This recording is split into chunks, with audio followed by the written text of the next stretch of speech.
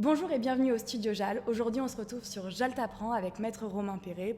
Bonjour, merci de t'avoir accepté cette interview. Nous allons parler ensemble des transferts de données à l'international et plus précisément des arrêts et des grands principes qui ont fondé ce régime. Nous avons rencontré Maître Perret dans le cadre du Master 2, Droit du commerce électronique et de l'économie du numérique, du professeur Judith Rochefeld.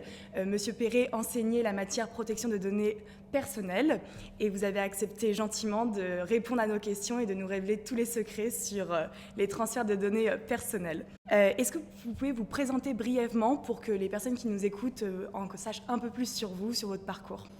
Merci déjà de m'avoir proposé d'intervenir dans le cadre de ce Studio JAL, une excellente initiative. Donc Romain Perret, je suis associé en charge de la protection des données à caractère personnel, de la cybersécurité et du numérique au sein du cabinet McDermott, Will et Emery. Et j'enseigne cette matière à Paris 1 ainsi que dans d'autres universités parisiennes. Et c'est un domaine dans lequel j'interviens depuis un peu plus de 17 ans désormais. Est-ce que vous pouvez nous dire qu'est-ce que c'est une donnée personnelle ? Une donnée à caractère personnel, c'est une notion qui est définie par le RGPD, sur lequel on reviendra tout à l'heure.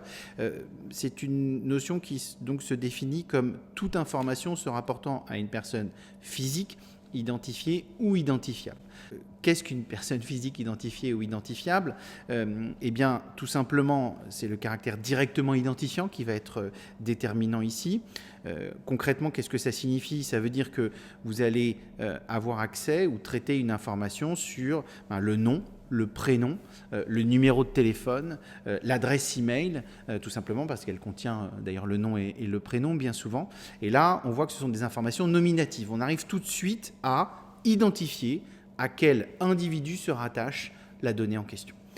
Sauf que le RGPD ne se limite pas à ces informations nominatives ou directement identifiantes. Il va bien plus loin et il inclut des données indirectement identifiantes. Je vous parlais tout à l'heure du numéro de téléphone, mais le numéro de sécurité sociale, ce seul identifiant en tant que tel, est considéré comme un identifiant indirectement identifiant, puisque avec le numéro de sécurité sociale, vous n'avez pas le nom et le prénom. En revanche, ce numéro est unique, donc il vous singularise par rapport à un autre individu qui a un autre identifiant, ici un autre numéro de sécurité sociale. Et toute la difficulté du champ d'application du RGPD, de la notion de données à caractère personnel, c'est qu'elle ne se limite pas à ces informations nominatives, mais elle inclut aussi des données dont on croit souvent que ce sont des données anonymes ou sous couvert d'anonymat, mais en réalité ce n'est pas le cas puisque, comme je vous le disais, l'identifiant, dès lors qu'il est unique, reste une donnée indirectement identifiante et une donnée à caractère personnel. D'accord. Et en ce qui concerne le RGPD, pourquoi avoir décidé de créer un règlement européen pour réguler tout ce domaine de traitement de données personnelles et cette thématique qui est quand même très large des données? Pourquoi avoir créé ce règlement? Alors, il faut, je pense, un petit peu de recul historique pour cela. Tout d'abord, ce qui s'est passé, c'est que les origines du RGPD résultent tout simplement du développement de l'outil informatique dans le quotidien. Habituellement, je distingue 3 étapes. La première datant du courant des années 70, au cours de laquelle tout simplement l'outil informatique s'est développé considérablement au sein d'un seul secteur, le secteur public. Pourquoi ce secteur public ? Tout simplement parce que c'était le seul qui avait les moyens d'investir dans l'outil informatique et donc de rassembler un gros volume de données que l'on appelait d'ailleurs à cette époque des informations nominatives, mais déjà avec ce caractère très inclusif, puisque étaient nominatifs des données directement identifiantes, mais aussi indirectement identifiantes. Donc ça, c'est cette première étape qui se fait au niveau national.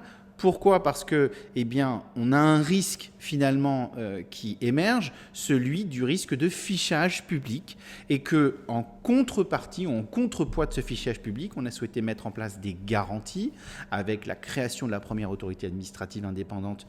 C'était le cas en France, mais dans d'autres pays de l'Union européenne, ainsi qu'aux États-Unis, on l'oublie aussi, et d'autres garanties, un régime de formalité. Il s'agissait en réalité de protéger les individus contre une utilisation que l'on aurait pu penser abusive. des informations nominatives / des données à caractère personnel. Ça, c'est la première étape. La deuxième étape, et c'est pour ça qu'on est passé au niveau européen, c'est que très vite, l'outil informatique s'est développé au sein du secteur privé et chez les particuliers. Ce qui fait que déjà dans les années 80 et à partir du début des années 90, on s'est retrouvé dans un partage des informations, une internationalisation des échanges qui faisait que la donnée allait d'un point à un autre sur le territoire européen et plus seulement sur le territoire national. C'est à ce moment-là que les institutions européennes ont décidé d'adopter une première directive en 1995 sur le traitement des données à caractère personnel. Donc on a basculé déjà dans la notion qui était utilisée. On quittait l'information nominative pour être dans une notion plus large et plus neutre techniquement de données à caractère personnel. Et puis, la dernière étape, aujourd'hui avec le RGPD, qui est le résultat de cette nouvelle avancée technologique, avec des technologies comme le cloud computing, avec des technologies comme l'intelligence artificielle, où ce qui semblait à échelle humaine dans les années 70, dans les années 80-90, ne l'était plus du tout dans les années 2000, et la nécessité de pouvoir protéger, ou en tout cas protéger les données personnelles des individus, et aussi harmoniser un certain nombre de règles au niveau européen pour que cette information, au titre des libertés d'échange, des libertés de prestation de services, libertés d'établissement, qui sont le socle de l'Union européenne, que en même temps que les personnes, les services circulent, les données qui sont rattachées à ces personnes et à ces services circulent également. D'accord, donc la création du RGPD, en fait, c'est un peu une évidence par rapport au contexte et par rapport à cette évolution historique, en tout cas en France et dans l'Union européenne, de créer cette nouvelle régulation européenne. Absolument, et puis surtout, il y a un autre aspect, et ce qui est très intéressant de voir, c'est que c'est la Commission européenne qui a pris en main le sujet, ce qui n'était pas autant le cas pour la directive. Pourquoi ? Parce qu'aujourd'hui, le levier de développement économique, c'est la data, c'est la donnée, c'est la technologie.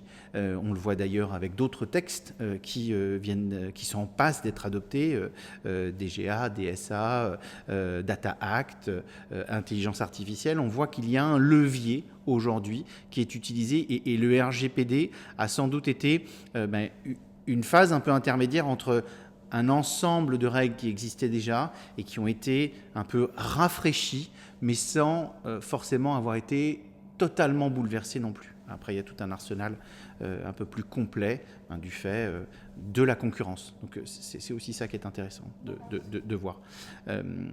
Avec le dernier point, c'est que la réglementation sur la protection des données à caractère personnel, finalement, encadre les opérations mises en œuvre à l'égard d'informations d'individus et en fait à l'égard de la protection de leur vie privée. Et toute la réglementation sur les données personnelles, tout le RGPD repose sur cette mise en balance entre la conciliation de deux principes a priori contradictoires que sont la protection de la vie privée des individus et de l'autre la nécessaire circulation de l'information. Avec la globalisation des échanges et l'utilisation des nouvelles technologies, on a vu qu'il y avait énormément de transferts de données hors de France, donc que ce soit dans l'Union européenne ou à l'international. Et c'est vrai qu'aujourd'hui, les entreprises françaises, en tout cas, ne travaillent pas seulement avec des prestataires français ou avec des logiciels français. Donc, quelles sont les règles applicables à ces transferts ?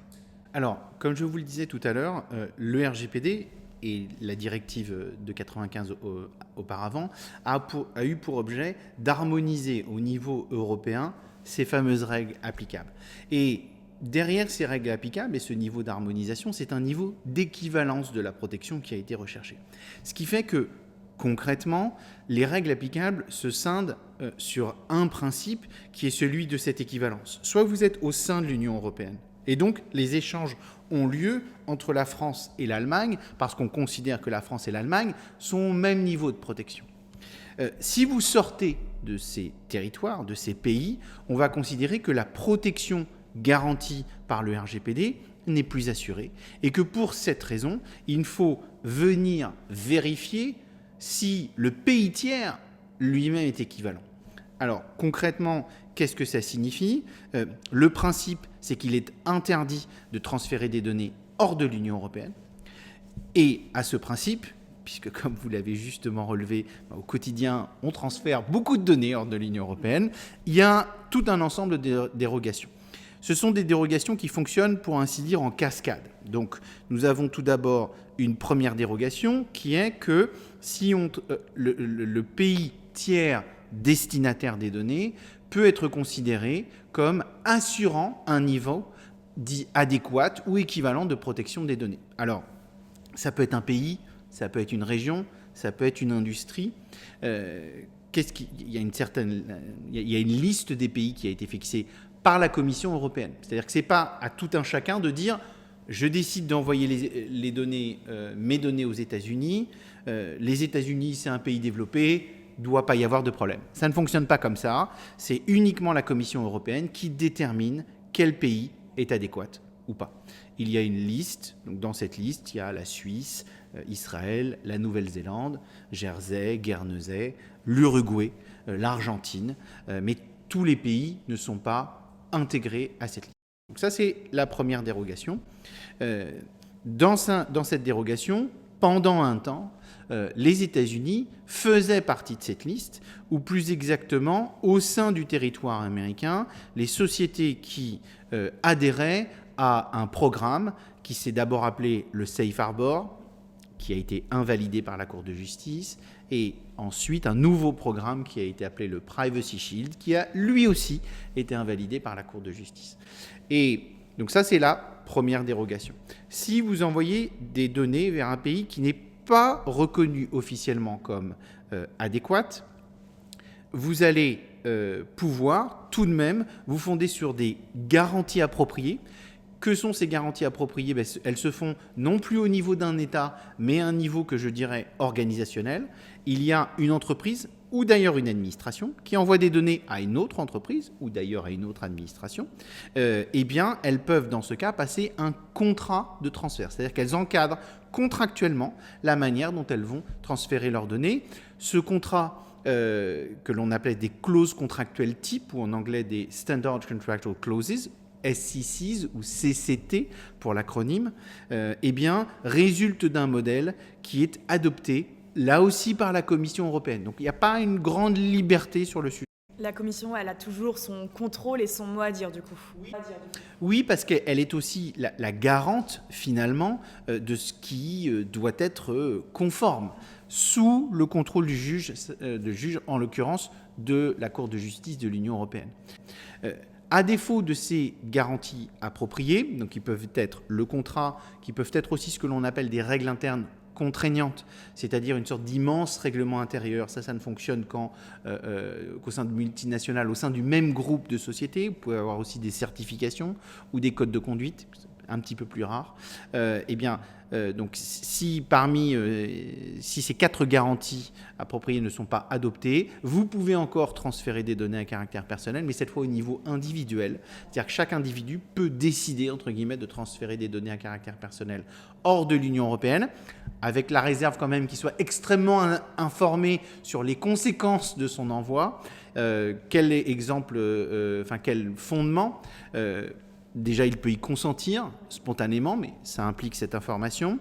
Il peut le faire parce que c'est nécessaire à l'exécution du contrat qu'il a passé avec le destinataire des données. Donc, ce qui pourrait par exemple être le cas d'une certaine manière sur un site implanté à l'étranger. Vous voulez commander des chaussures sur un site indien, par exemple, on pourrait dire mais ça c'est nécessaire pour l'exécution du contrat, pour la livraison.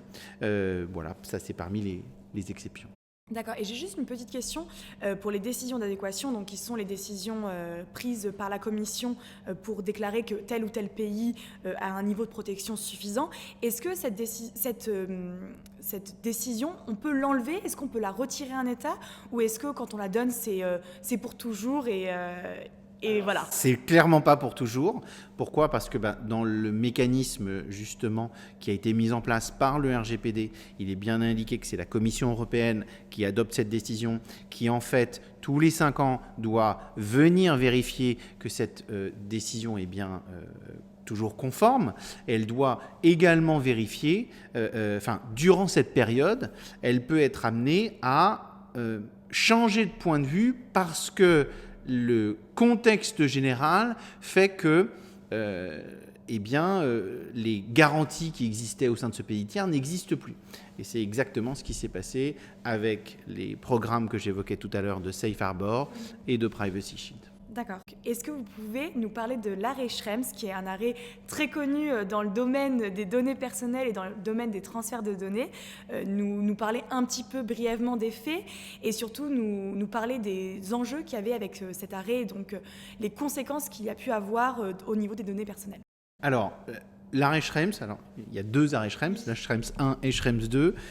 Schrems 1 qui concerne le Safe Harbor, Schrems 2 qui concerne le Privacy Shield. Très simplement, sans rentrer dans le détail, tout simplement, il y a un citoyen européen, en l'occurrence autrichien, qui s'appelle Maximilien Schrems, qui a déposé une plainte auprès de l'autorité irlandaise de protection des données à caractère personnel, estimant que les informations que Facebook Irlande transférait à sa maison mère Facebook Inc. dans le cadre de l'utilisation tout simplement de Facebook, ne respectaient pas les exigences que j'évoquais tout à l'heure. En l'occurrence, Facebook se fondait sur le Safe Harbor pour transférer ces données. Alors, qu'est-ce qui a été l'enjeu de tout ça derrière ? Ce que Maximilien Schrems contestait, c'était la validité du transfert, au motif notamment qu'il y avait des transferts ultérieurs vers d'autres destinataires, en l'occurrence vers les autorités américaines. Le cœur de ces 2 décisions, Schrems 1 et Schrems 2, c'est que ce sont les programmes de surveillance de masse qui sont mis en place aux États-Unis et qui d'ailleurs, au-delà de ça, peuvent être appliqués dans d'autres pays et pas seulement sur le territoire américain. Tout ça, il y avait ce contexte particulier des révélations d'Edward Snowden en 2013 avec le projet PRISM qui ont en fait donné des circonstances factuelles qui ont invité la Cour de justice à dire que, en réalité, en transférant des données depuis le territoire de l'Union européenne vers les États-Unis, le risque qui se posait, c'est qu'une fois que les données étaient arrivées aux États-Unis, elles pouvaient être accessibles par les autorités américaines, presque indépendamment d'ailleurs de la volonté de l'émetteur et du destinataire, dans le cadre de ces programmes de surveillance de masse. Et à l'inverse, c'est-à-dire que non seulement il y a quelque chose de plus intrusif qui intervient du fait de ce programme de surveillance de masse, mais il y a également aussi une absence de garantie, puisque les résidents européens dont les données étaient transférées aux États-Unis n'étaient pas en mesure d'exercer des droits presque équivalents, pour ainsi dire, à ceux que la directive de 1995 et désormais le RGPD leur accordait, l'opposition, le droit d'accès, etc., etc. Et donc c'est pour cette raison que dans l'arrêt Schrems 1, la Cour de justice a déclaré invalide la décision de la Commission européenne autorisant le transfert de données personnelles depuis le territoire européen vers les États-Unis, ou en tout cas vers les entreprises américaines qui étaient adhérentes au Safe Harbor, et elle a reproduit, pour faire simple, la même analyse s'agissant du Privacy Shield. Alors donc tout l'enjeu était sur le fait que les données étaient transférées après la réception aux États-Unis et que les pouvoirs publics et les autorités pouvaient accéder à ces données-là ? Alors non seulement après, parce qu'on peut parler ici de transfert ultérieur, presque dans la succession d'actions techniques, en réalité, on pouvait même envisager des interceptions lorsqu'elles traversaient le territoire américain, presque indépendamment de la réception encore par les autorités. La particularité de l'arrêt Schrems 2, c'est que là, j'évoquais jusqu'à maintenant la remise en cause de la décision d'adéquation adoptée par la Commission européenne, c'est-à-dire la première garantie ou la première exception au principe d'interdiction de transférer des données personnelles hors de l'UE. Dans l'arrêt Schrems 2, il y avait une nuance supplémentaire puisque Maximilien Schrems soutenait que l'une des garanties appropriées, en l'occurrence les clauses contractuelles type, était elle-même illégale du fait de ces programmes de surveillance de masse. Et c'est ce que la Cour de justice s'est prononcée dessus en disant le contrat type qui est émis par la Commission européenne en lui-même n'est pas illégal.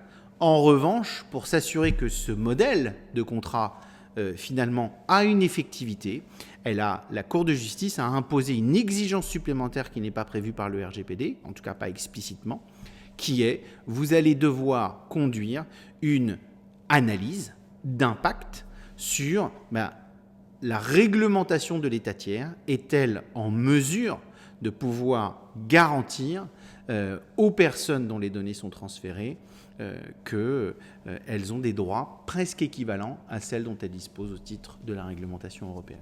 Merci, c'est beaucoup plus clair parce que c'est vrai que en tant qu'étudiant de droit, c'est vrai que c'est souvent un arrêt quand on travaille sur les données personnelles, on se dit c'est toujours compliqué à comprendre, pourquoi avoir fait un deuxième acte et pourquoi avoir de nouveau une décision similaire. Donc c'est beaucoup plus clair avec les précisions que vous avez pu nous donner sur ces arrêts-là. Au final, c'est quelque chose d'extrêmement simple, c'est de dire que la protection qui est accordée au niveau européen, pour qu'elle soit efficace, il faut qu'elle s'applique au-delà des frontières. Parce que la protection, en fait, pour être effective, doit suivre la donnée. Et c'est la raison pour laquelle, si la surveillance de masse est extrêmement encadrée sur le territoire de l'Union européenne, elle ne peut pas être libre ou sans contrainte en dehors de l'Union européenne. Donc c'est tout l'enjeu de Schrems 1, Schrems 2 et peut-être Schrems 3. Vous envisagez un Schrems 3 déjà ? Oui, puisque, comme vous le savez, les États-Unis et l'Union européenne se sont entendus dans le cadre d'un accord qui a été adopté, au moins dans son principe, il y a quelques jours, quelques semaines à peine, dont on ne connaît pas encore le contenu, qui a néanmoins en principe un certain nombre d'améliorations, notamment sur les garanties juridictionnelles qui vont être accordées aux personnes dont les données sont transférées depuis l'Union européenne vers les États-Unis. On attend de voir un petit peu le détail, mais ce que l'on sait d'ores et déjà, c'est que Maximilien Schrems a indiqué qu'il veillerait et qu'il n'hésiterait pas à saisir de nouveau, entre guillemets, l'autorité locale et puis la Cour de justice de l'Union européenne. Mais vu qu'on en parle maintenant, est-ce que vous pensez que ce nouvel acte qui potentiellement va être pris pourrait empêcher les autorités américaines et les services secrets américains d'accéder aux données ? Alors, je ne crois pas, et de toute façon, ce n'est pas souhaitable. Je crois qu'il faut être tout à fait clair à ce sujet. Comme je vous l'évoquais tout à l'heure, l'enjeu de Schrems, 1, 2, peut-être 3, c'est de dire la surveillance de masse est-elle compatible avec les principes fondamentaux de l'Union européenne en matière de protection des données personnelles ? Mais sur le territoire de l'Union européenne, il y a bien de la surveillance de masse. Et la question, c'est comment est-ce qu'elle est encadrée ? Et la Cour de justice de l'Union européenne s'est également prononcée sur ces questions et continue de le faire. D'ailleurs, elle l'a fait il y a très longtemps déjà, dans le cadre d'un arrêt Digital Rights. Puis ensuite, elle a prolongé sa jurisprudence à l'occasion d'un arrêt La Quadrature du Net et Privacy International, où elle vient indiquer que la sécurité nationale peut être un motif pour faire de la surveillance de masse, mais cette surveillance de masse est extrêmement encadrée. Et donc je crois que la question de la compatibilité du mécanisme de surveillance américain va se caler sur les critères de l'Union européenne. En fait, la Cour ne fait rien d'autre qu'appliquer au moins les principes, au moins les facteurs les plus essentiels à la fois aux États membres de l'Union européenne et aux pays tiers à l'Union européenne. D'accord. On verra du coup à l'avenir, dans les prochaines semaines, les prochains mois, ce que l'acte nous dira et si les garanties seront appropriées, en tout cas par rapport à celles garanties dans l'Union européenne. Depuis quelques semaines, on parle de Google Analytics. Il y a eu une mise en demeure qui a été faite par la CNIL contre Google Analytics. Est-ce que vous pouvez nous en parler de nouveau? Est-ce que vous pouvez nous parler des faits brièvement, mais surtout nous parler des enjeux derrière tout ce phénomène qui s'est passé avec Google Analytics et les conséquences que ça peut avoir sur les entreprises françaises et sur leur gestion de données? Alors, la situation de Google Analytics, ou plus exactement de l'utilisation de Google Analytics par des entreprises françaises ou européennes, eh bien, c'est un autre versant de ce qui s'est passé pour Schrems 1, Schrems 2 et les conséquences. Pourquoi? Parce que Google Analytics est un outil qui est utilisé par des entreprises, ou d'ailleurs aussi des administrations au sein de l'Union européenne, mais qui induit un traitement de données à caractère personnel dans un premier temps, puis un transfert de données à caractère personnel de l'Union européenne vers les États-Unis. Alors, la difficulté, c'est que Google Analytics, qui est un outil de mesure d'audience, eh bien, ne suit pas à proprement parler des individus, donc des informations nominatives. On ne sait pas que c'est Romain Perret qui est allé sur tel site à telle heure. On sait que c'est telle adresse IP, tel terminal qui est allé sur tel site à telle heure. Mais comme je vous le disais tout à l'heure, cette information en soi, bien qu'elle est sous couverte d'anonymat, en réalité reste une donnée à caractère personnel. Donc si on transfère cette information depuis l'Union européenne vers les États-Unis, y compris pour faire de la mesure d'audience, qui somme toute semble un traitement relativement courant et relativement légitime. Vous avez un site internet qui souhaite savoir comment ses utilisateurs utilisent le site, sur quelle page ils vont, quelle est l'ergonomie. La particularité, c'est que Google, qui dispose d'un panorama d'activités plus large que le site en question, lui est en capacité de combiner de l'information, et c'est l'une des difficultés en particulier. Donc concrètement, qu'est-ce qui se passe? C'est que l'usage de Google Analytics induit automatiquement un transfert de données à caractère personnel hors de l'Union européenne, qu'il y a un certain nombre de mesures techniques qui ont été mises en place, mais en réalité, les régulateurs européens, dont la CNIL, mais pas seulement, puisqu'ils ont été saisis de plaintes de l'association de Maximilien Schrems pour faire application, tout simplement, des arrêts Schrems 1 et Schrems 2. Donc la CNIL s'est prononcée et a mis en demeure un certain nombre de sites français, mais l'autorité autrichienne de protection des données a fait la même chose. D'autres autorités sont allées dans le même sens, que ce soit en Norvège, même si c'est en dehors de l'Union européenne, que ce soit Jersey, Guernesey, notamment l'autorité de Guernesey, mais également aux Pays-Bas. Donc il y a ici une action assez concertée du fait de l'association de la part de l'association de Max Schrems. Et c'est ce qui fait que l'usage de Google Analytics a été remis en cause. Mais du coup, aujourd'hui, quelle est la solution pour remplacer Google Analytics? Parce que on a pu le voir, du coup, la mise en demeure et le fait qu'on ait demandé de cesser l'utilisation de Google Analytics. Quelles sont les solutions pour les entreprises à l'heure actuelle pour pouvoir, passer outre ces problèmes avec Google Analytics? Est-ce que Google Analytics doit mettre en place des nouvelles conditions et revoir leur transfert de données, ou est-ce que les entreprises doivent décider d'aller sur une autre solution, peut-être une solution européenne? Alors, c'est exactement ce que vous dites. Le point qui est quand même important, c'est d'avoir en tête que l'usage de Google Analytics n'est en soi pas illégal. Ce qui est considéré comme non conforme, c'est les conditions de mise en œuvre. Pourquoi? Parce qu'il n'y a pas de mesures techniques et organisationnelles suffisantes du point de vue de la réglementation européenne. Donc face à ça, il y a deux choix. Il y a un choix extrêmement immédiat qui est de dire je quitte la solution Google Analytics, et d'ailleurs n'importe quelle autre solution de n'importe quelle autre société américaine ou non américaine. Il pourrait y avoir le sujet avec l'Inde, avec la Chine. Je ne parle évidemment pas de la Russie. Voilà. Donc ça serait une solution, et on se tourne automatiquement vers une solution européenne, sous réserve que d'ailleurs cette solution européenne ne repose pas elle-même sur des backups qui sont implantés en dehors de l'Union européenne. Voilà.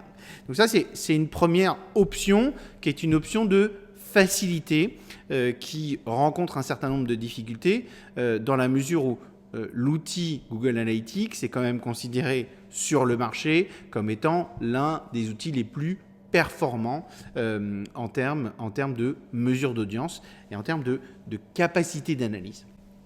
Autre option qui est envisagée et qu'évidemment Google, sur laquelle Google a énormément travaillé, eh bien, tout simplement, c'est d'améliorer, si je puis dire, les mesures techniques et organisationnelles qui sont mises en place pour augmenter, upgrader le niveau de mise en conformité de façon à ce qu'il soit parfaitement possible d'envisager un transfert. Alors, Google Analytics avait déjà développé une solution entre guillemets d'anonymisation, donc là, c'est-à-dire irréversible.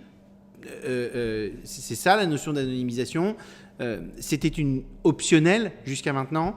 Il s'agit de voir si elle va être mise en place par défaut et de savoir si techniquement, est-ce que cette mesure d'anonymisation, en tout cas qualifiée comme telle par Google Analytics, répond-elle vraiment à l'ensemble des critères tels que prévus par l'Union européenne? Voilà, ça, ce sera le deuxième point un peu de discussion. D'accord, du coup, je pense qu'on le verra en tout cas dans l'avenir, les solutions que les entreprises opteront, ou peut-être que Google réussira à mettre les garanties appropriées pour pouvoir continuer l'utilisation, en tout cas, de Google Analytics en France et dans l'Union européenne. Pour finir, on a une dernière petite question à vous poser. Ce serait quel conseil pourriez-vous donner à une personne qui a 20 ans aujourd'hui? Quel conseil auriez-vous avoir à cet âge-là? Alors, on n'est pas exactement de la même génération, mais je pense que l'un des conseils que j'aurais aimé avoir, c'était d'apprendre à coder. Pourquoi? Parce que le juriste a une appréciation extrêmement élémentaire, pour ne pas dire basique, voire erronée de ce qu'est l'utilisation technique, de ce qu'est la technique et de son impact, de ce qu'elle signifie. Et puis, je pense que ça aurait pu aussi ouvrir d'autres horizons que le droit. Et pourquoi pas, parce qu'en fait, avec les algorithmes, devenir plus entrepreneur encore avec de développement de start-up, parce que l'on voit aujourd'hui que le code est vraiment quelque chose qui permet de construire une autre réalité avec les connaissances juridiques, c'est-à-dire comment est-ce qu'on est en capacité d'allier véritablement et de réconcilier, puisque ce dont on a parlé, ce sont des contentieux, mais réconcilier des principes qui me semblent fondamentaux en termes de protection de vie privée, mais qui aussi, à mon sens, doivent avoir un versant technique. Je ne crois pas qu'on doive opposer la technique contre le droit. C'est en revanche parce que vous avez une vision plus complète de ces deux outils que vous êtes en capacité d'une meilleure compréhension. Donc ma recommandation, c'est de, je dirais, s'ouvrir à d'autres aspects plus opérationnels, plus techniques que les matières qu'on étudie. C'est très intéressant parce que c'est vrai que c'est une réponse qui est assez étonnante parce que c'est vrai que quand on fait du droit, on ne pense pas forcément à apprendre à coder. Et du coup, c'est super intéressant d'avoir ce retour-là de votre part. Parce que ça peut encourager certains à vouloir apprendre à coder pour en connaître plus et pour pouvoir être un meilleur juriste ou un meilleur avocat, qui sait. Absolument. Merci beaucoup pour cette interview et d'avoir accepté, de vous être prêté au jeu de l'interview et merci beaucoup. Encore merci à vous de m'avoir proposé de cet échange avec vous. Merci beaucoup d'avoir regardé cette vidéo. N'hésitez pas à vous abonner et à liker. Nous vous retrouvons sur nos différents réseaux sociaux. À très vite.